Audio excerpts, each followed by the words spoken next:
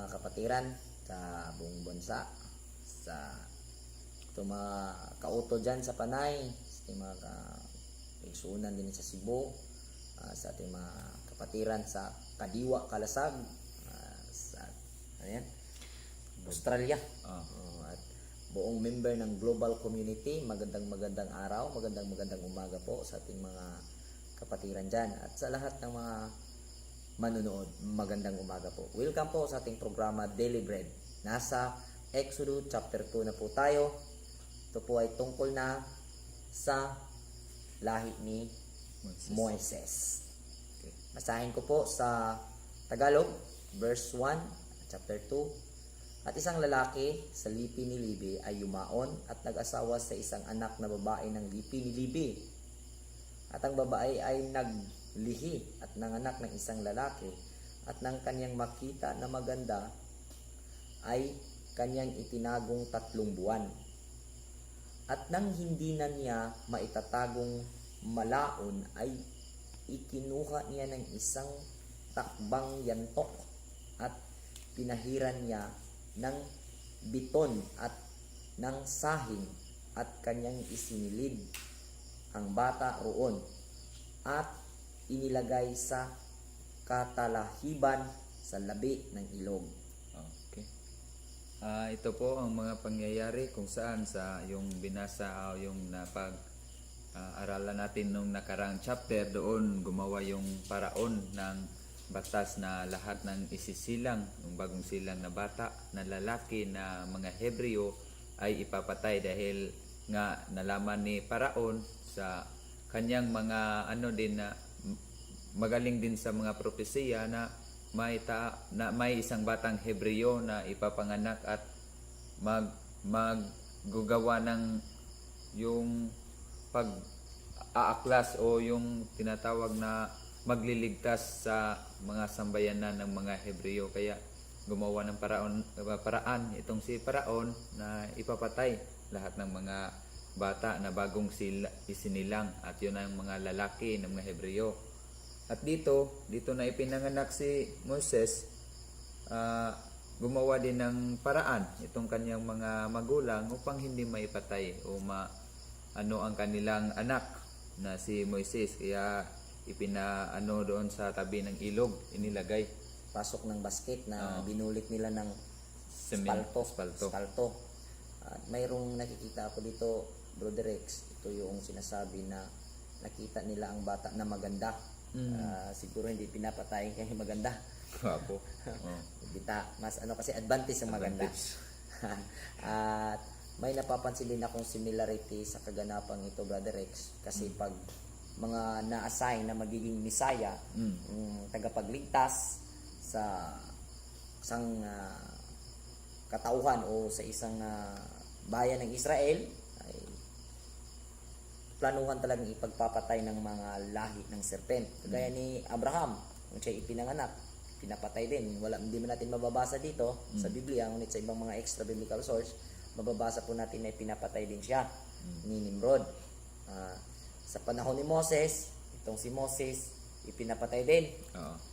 At sino pa ang kasunod dito? Misaya. Si Misaya, ganun din, ipinapatay din. Kaya maraming bata ang nadadamay dahil nakakakita din ng propesya.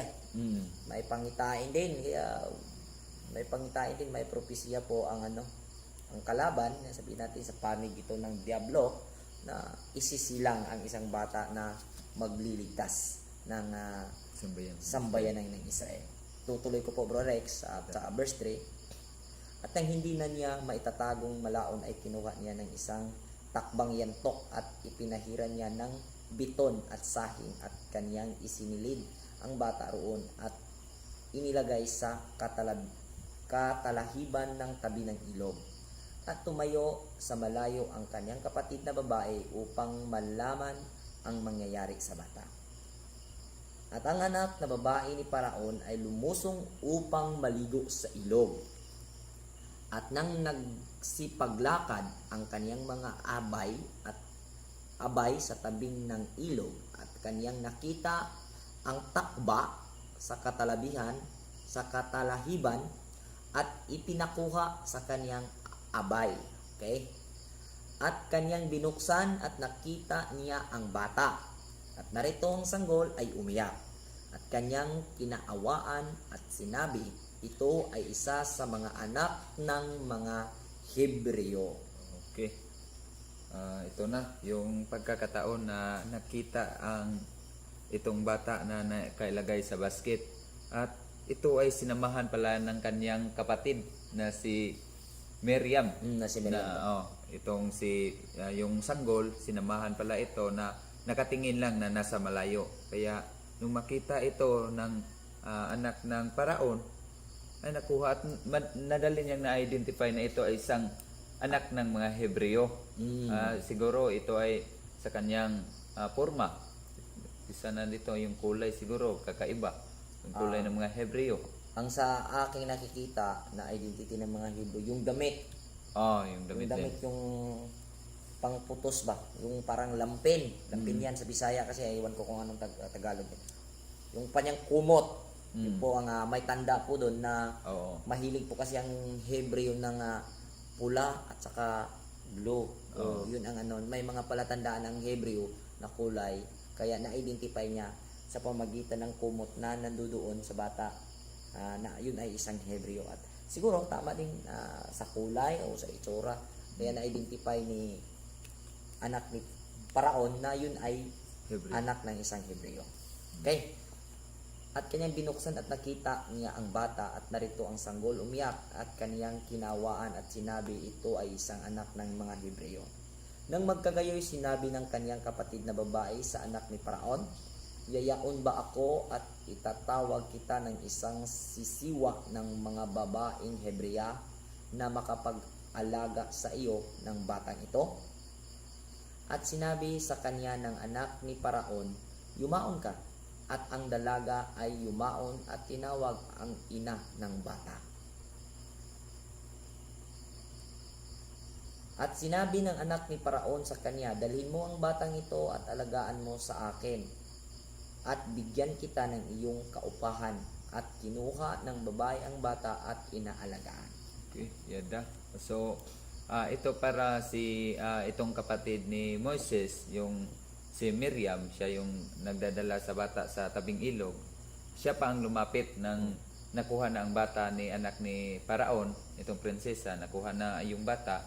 Lumapit pala itong si Miriam at siya pa ang nag-offer na ikukuha ba kita ng anak, isang mag-aalaga na isang Hebreo din na para mag-alaga nitong bata. At napakaganda naman ng prinsesa dahil may sahod o may suhol. Binigyan ng Upa. upa. Imagine natin yung buhay ni Moises kahit pa na siya doon sa tabing ilog, ngunit hindi talaga siya pinabayaan ng alahayam at mismong ang kanya pang mga magulang, sila pa yung nag-aalaga. Yung si Moises, paglaki niya, yung kanyang nagkagisnan, may ugali talaga na mga Hebreo. Hindi siya totally na ka-adapt ng ugali ng mga Egyptian. Dahil yung nagpaalaga, yung nagpalaki sa kanya, ay yung mismong kanyang mga magulang, na Hebreo. Yun pong hindi makalimitang natalakay sa ibang mga ngaral, itong naging nangyari nito. Kasi ang kinakala ng iba, si Moses ay nagiging ganap na Egyptian. Pero yun po mga kapatid, ay siya po ay pinalaki ng kanyang nanay talaga. Kaya sabihin natin Hebreo, na ayon sa mga pagkain Hebreo ang kinakain ng bata. Yun po. So, lumaki si Moses na kumakain sa pagkain Hebreo. Kung siya man ay natuto sa kalamang mga Ehipsyo, doon na po sa kanyang binata na po siya. At ang ano natin dito na kasi ganong sitwasyon ba na andun sa ilog pero pag pinapatnubayan ng ama, biruin mo may order ang hari doon na patayin ang lahat ng sisilang na Hebreo. Pero dahil ang alahayam ay gumagawa ng kanyang plano at siya yung nagpapatupad, madali lang tinitwish yung heart, yung damdamin ng anak ni Paraon, kaya naproteksyonan si Moses at hindi naging mahirap ang kanyang magulang. Biruin mo, inaaruga niya yung bata, tapos may suhol pa siya. May So, andun yung blessing, dun, linya ng blessing na hindi minsan nakikita, pero ang ganong nangyayari, pinagpala pa sila. Ayun po. At verse 10, at ang bata ay lumaki at kaniyang dinala sa paraon. Kaniyang dinala ni Paraon at siya'y kaniyang inaaring anak. At kaniyang pinangalan ng Moses at sinabi, sapagkat aking sinagip siya sa tubig. Okay, kaya ang pangalan palang Moses sa Hebreo is Moshi, is ibig sabihin pala ay kinuha galing sa tubig. Pero itong pangalang Mose, Sa, Egypto. Egyptian to. Kasi ang nagbibigay pangalan ay yung prinsesa. Nang ibig sabihin mula sa tubig, sinagip mula sa tubig. Verse 11. At nangyari ng mga araw na yaon, nang malaki na si Moses, na kanyang nilabas ang kanyang mga kapatid. At minasdan ang atang sa kanila, at kanyang nakita ang isang Egyptyo na nanakit ng isang Hebreo na isa sa kanyang mga kapatid. At siya'y nagmasid, magkakabilang dako, at nang siya'y walang makitang tao, ay kanyang pinatay ang Ehipsyo at kanyang tinabunan sa buhangin. yan da. So talagang si Moises, kinikilala talaga niya yung kanyang mga lahi. Dahil iba ang pakiramdam niya nung nakita, hindi siya kumakampi doon sa Egyptyo kung ating imaginin, kung hindi pa niya alam yung lahi niya na siya ay Hebro, dapat kampi siya doon sa mga taga-Ehipto. Dahil kung alam niya, dahil kung ano lang siya ba, kung sa isip lang niya na doon siya lumaki at yun ay kalahin niya, dapat doon siya kakampi sa mga Egyptyo. Ngunit alam talaga ni Moses na siya ay lahing Hebreo. Kaya nung nakitang Naramdaman niya. naramdaman niya. Kaya nung nakita na nasaktan itong May sinaktan. na lahing Hebreo, isang tao, talagang kumampi siya at pinakita niya na ipaglaban yung kanyang lahi. Pero sa mga movie na nating natutunghayan, lalo na sa mga manunood dyan, itong si Moses ay hindi niya alam na siya ay lumaking Hebrew. Sa movie po yun. Yun po ang pang-brainwash, mind conditioning, na si Moses ay hindi niya alam na siya ay lumaking Hebrew. Pero kung ating tutunghayan ang istorya dito sa mismong talata, alam ni Moses na siya ay Hebreo. At ramdam niya ang dugong Hebreo, kaya pinatay niya yung na taong Ehipsyo na gumagawa ng hindi mabuti doon sa kanyang kababayan. Yun po ang nangyayari. Kaya minsan pag doon tayo sa movie, minsan iba ang isinasabi. At ngayon po mga kapatid, alam natin na hindi siya nawawala sa kanyang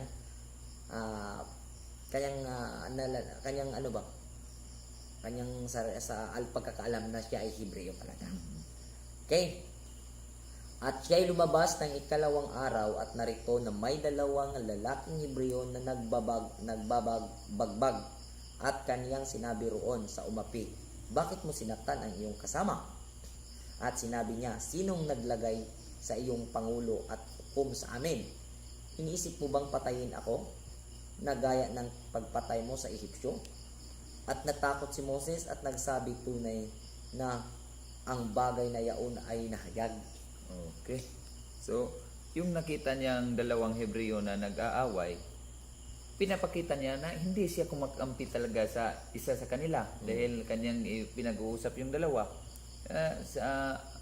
Sa palagay ko, talagang ito lang ay mga ebidensya na talagang alam niya ang kanyang lahi dahil siya sa kanyang concern siya sa kanyang pagiging pagkakaisa sa kanyang mga lahi na dapat walang mag-aaway. Yung sinaway niya, siguro likas talaga ng mga Hebreo na medyo pilosopo. Di ba? Ito yung nakita natin ugali ngayon. Kahit si Moses, kinikilala dyan na kinikilalang prinsipe, mga kapatid. Ngunit sinagot ng Hebreo, ano ngayon? Ano ba ang mo? Bakit ka makikialam? Nagplano ka rin patayin mo ako, kagaya ng pinatay mo, ginawa mo sa Ehipsyo. Kaya natakot si Moses dahil yun pala ay may nakakakita sa kanyang ginawa. At sabi niya nahayag pala ang mga bagay na yaon. So verse 15, nang mabalitaan nga ni Paraon ang bagay na ito, ay minithi niyang patayin si Moses.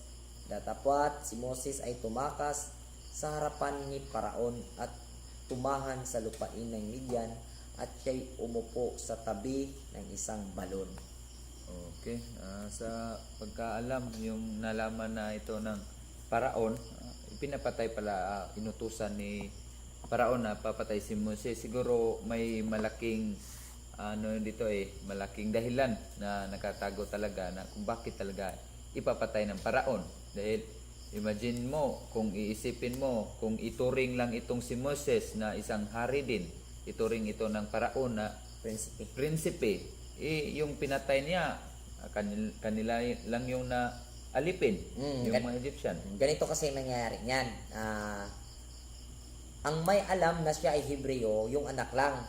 Itong Paraon, wala tong alam. Kaya nung nabisto siya, pumatay siya ng Ehipto, nabisto na rin na siya ay Hebreo. At nalaman ng Paraon na ang mga tao na yon ay mayroon siyang inuutos na ipapatay ang lahat ng mga bata na isinilang na yon, kaya't naggalit siya kay Moses. Baka nag-sink in yung pag-iisip niya na ay bakit buhay pa ito. Kaya siguro yan po ang pinakamalaking rason na nakikita natin na talagang ipapatay si Moses. Yan po ang posibleng rason kaya nakapag-decide ang Paraon na ipapatay siya. Dahil na pag-isip niya na bakit nakalusot ito at nakwenta niya si Paraon, talino yan. Nakwenta niya na bakit may hindi na kaya hindi na rin niya na patay na lang sana, ngunit tumakas si Moses. Okay. Nang mabalitaan nga ni Paraon ang bagay na ito, minithi niyang patayin si Moses. Datapwat si Moses tumakas sa harap ni Paraon at tumahan sa lupain ng Midian at siya'y umupo sa tabi ng isang balon. Ang saserdote nga sa Midian ay may 7 anak na babae at sila'y naparoon at umigib ng tubig at kanilang pinuno ang mga inuman upang painuman ang kawan ng kanilang ama. At ang mga pastor ay dumating at sila'y pinalayas. Datapwat si Moses ay tumayo at sila'y tinulungan at pinainom ang kanilang kawan. So, verse 18. At nang sila'y dumating kay Raquel na kanilang ama ay sinabi niya, bakit kayo tumindig ng madali ngayon? At sinabi, ipinagsalangsang kami ng isang Ehipsyo sa kamay ng mga pastor at saka inigib pa niya kami ng tubig at pinainom ang kawan. Okay. Bakit Raquel? Raquel. Sa 18. Andito sa 18, sa pagbalik nila ngadto silang amahan na si Jethro. Siguro yan. Raquel talaga dito. Wrong translation. Maling pagkasulat yata. Ano ba yan? At ang mga pastor ay dumating at sila'y pinalayas. At datapwat si Moses ay tumayo at sila'y tinulungan at pinainom ang kanilang kawan. At nang sila'y dumating kay Raquel na kanilang ama ay sinasabi niya, bakit kayo tumindig na madali ngayon? Tingnan nga natin sa ibang version. Bakit naging Raquel dito? Totoo nga. Bakit naging Raquel? I-highlight ko to. Ano to? Naging kasi yung words na dapat Jethro sana, dahil Jethro ang pangalan ng ama ng yung mga 7 babae, Jethro ang pari ng Midian, naging Raquel dito sa version ng Reuel. Okay. And when they came to Reuel, their father, he said, how it is that ye are come so soon today? Okay. Ito yung sinabi ng KJV. Dito tayo sa Orthodox Bible. And when they came to Reuel, their he said, how is that ye are come too soon today? Okay, Reuel. Ano yung Reuel? Si Reuel at si Jethro ay isa. Hindi pala Raquel, Reuel. Mali kasing interpretation ng Tagalog. Kasi sa Bisaya, sa pagbalik nila ngadto sa ilang amahan nga si Jethro, nangutana sila kanila ngano nga sa human kamo karon nga nahiuli. So nakita dito reveal pala, mali, may mga mali talaga. Ibig sabihin, yung lugar na napuntahan ni Moises sa kanyang paglalayas ay kalahi lang din nila na isang Hebreo din na anak ni Abraham, dahil si Midian ay anak ni Abraham. At dito natin na itong si Jethro ay pare sa Midian. At yung pagsamba nila, kung ating i-analisar, yung pagsamba ni Abraham, sinunod ni Ismael. Si Ismael may mga anak at pinasapasa din. So yung pagsamba ng mga taga Midian, siguro ito ay galing talaga ni Amang Abraham. Dahil Very possible. yun ang posibleng mga pangyayari, dahil itong si Jethro ay pare ng Midian. Kaya kung basihan natin yung pagpare, may alam talaga sa mga gawaing mga spiritual. Ceremonial. Ceremonial. Dito natin makikita na ang pagkapare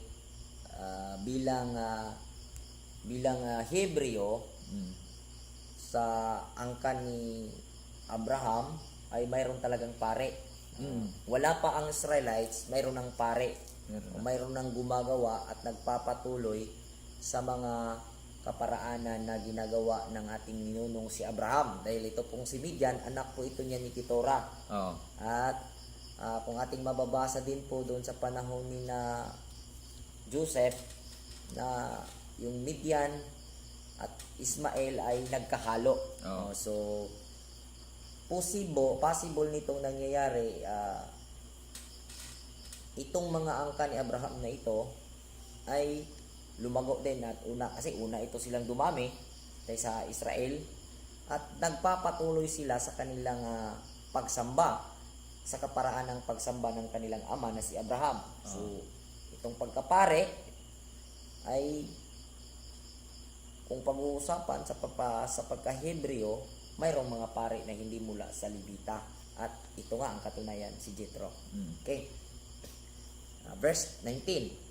At kanilang sinabi, ipinagsalangsang kami ng isang Ehipsyo sa kamay ng mga pastor, at saka inigib pa niya kami ng tubig at pinainom ang kawan.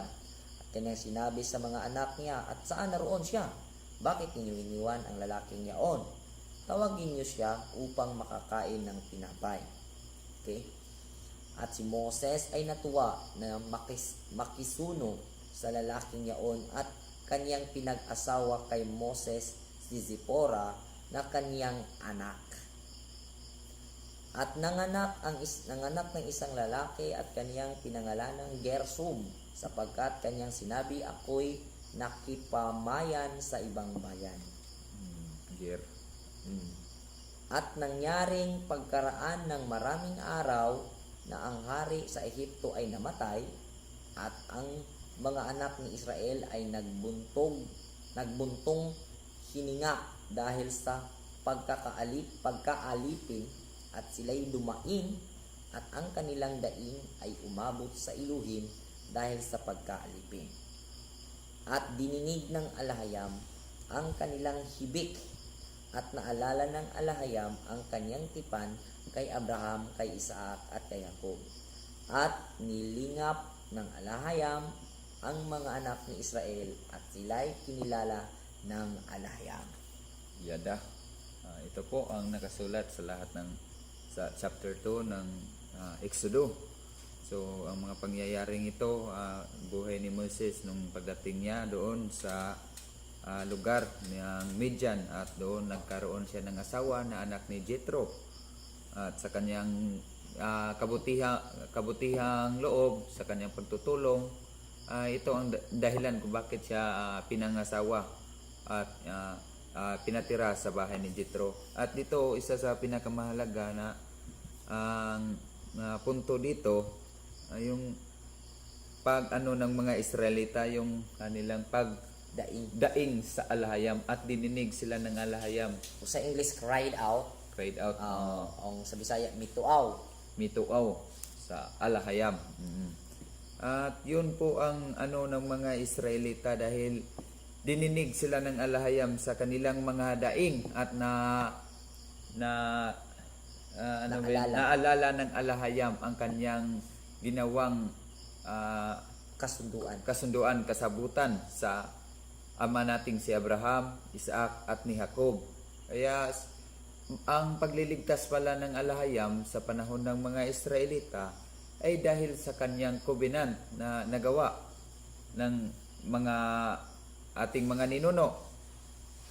Kaya dumating ang panahon na itong mga Israelita ay nahirapan na sa kanilang mga sitwasyon doon sa pagiging alipin. Mapipiit na wala na silang ibang malapitan, wala na silang ibang matatawag, matulungan. Kaya sangpit, pagtawag na lang sa alahayam ang natatanging natitira sa kanila na pag-asa. Kaya dumating talaga ang punto na naalala ng alahayam ang mga Hebreo sa mga na nasa Ehipto. Kaya parang sa panahon natin nauulit lang ang lahat ng mga pangyayaring ito na kahit na tayo ay nakalimot na sa pagsamba, nakalimot na sa ating mga lahi, na hindi na natin na kilala ang tunay na alahayam. Ngunit dumating ang araw na yung ating mga kaluluwa nagdaing sa alahayam na gustong humanap talaga, gustong makamtan ang katotohanan. Hinanap ang daan. Gustong makilala kung sino ang tunay na alahayam ng mga Hebreo. Kaya ang alahayam ay nakaalala ang alahayam sa kanyang kasunduan na ibinigay ni Abraham. Kaya tayo ay tinawag dahil pala ito sa kasunduan na ginawa ng alahayam ni Abraham. Dahil po ang alahayam ay tapat sa kanyang pangako. Kaya nung nangyari na matahabang panahon na naging alipin sila doon sa Ehipto, nung dumaing na, naalala ng alahayam na mayroon siyang pakikipagtipan sa ating mga ninuno.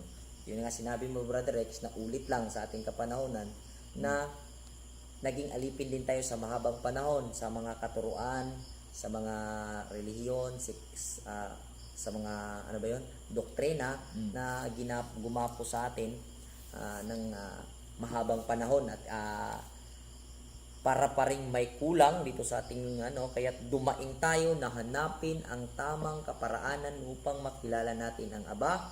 Kaya marami pong mga kaganapan na nangyayari sa ating mga buhay at isa po yun sa nagiging proseso upang ating makikilala ang Ama, dahil yun po sa kaparaanan sa kadahilanan yun na tayo ay naalipin at ang ating daing ay dininig ng Ama at ating naalala ngayon na mayroong pakikipagtipan at mayroong utos na ibinigay upang mapapatibay ang pakikipagtipan na siya ay ating kilalaning alahayam at tayo ay kanyang tatanggapin bilang kawan.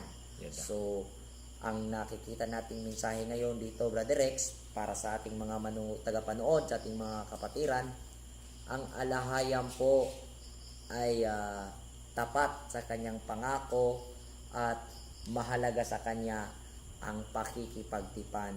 Kaya't ibinigay ang kautusan upang ating mapapanatili at mapapatibay ang pakikipagtipan sa kanya. Kaya mga kapatid, patuloy lang tayo magsisikap, gawin ang kautusan ng buong pagsisikap at buong puso, dahil yan po ang natatanging paraan na mapapatibay natin ang covenant ng ating alahayam na ibinigay niya sa ating ninuno na si Abraham, at kubig po tayo noon. At salamat sa ating lahat, patuloy lang po tayo at magandang araw po.